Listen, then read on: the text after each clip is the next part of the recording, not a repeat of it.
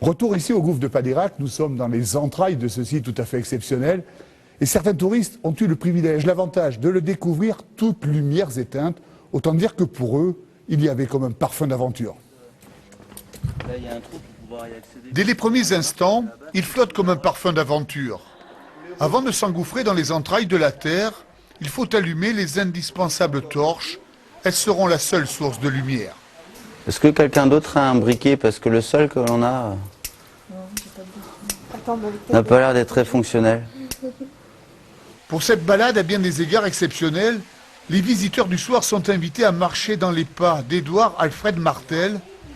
En juillet 1889, il a découvert, à la lueur de quelques bougies que l'on imagine à la flamme vacillante, cette merveille de la nature en sous-sol.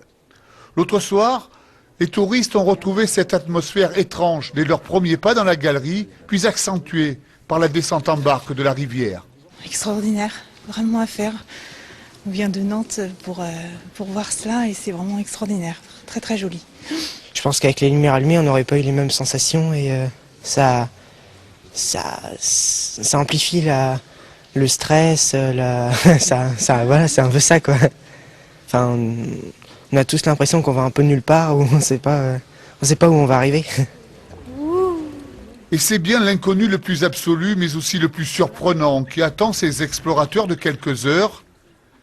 Après avoir gravi plusieurs centaines de marches, ils vont découvrir le lac supérieur et son décor façonné goutte après goutte à travers les millénaires. Fantastique. J'avais vu il y a 40 ans, mais là, j'avais même pas oublié. Là, vraiment. Puis c'est notre découverte. Ainsi, chaque stalactite et stalagmite plongés dans la nuit prennent une autre dimension sous le pinceau des lanternes du mineur. On retient presque son souffle. Il y a des moments où, dans le silence complet, on a juste le bruit de l'eau qui ruisselle. C'est vrai que ça donne ça permet de se concentrer un peu plus et d'écouter un peu mieux l'environnement qu'on a autour de nous. Chaque instant passé à plus de 100 mètres sous terre aura été pour ces hommes, ces femmes, ces enfants, une source intarissable d'émerveillement dans ces lieux où le temps qui passe est le seul complice. Ainsi s'achève cette édition. Merci d'avoir suivi. Et les aventuriers du gouffre de Padirac se joignent à moi pour vous souhaiter une très très belle soirée.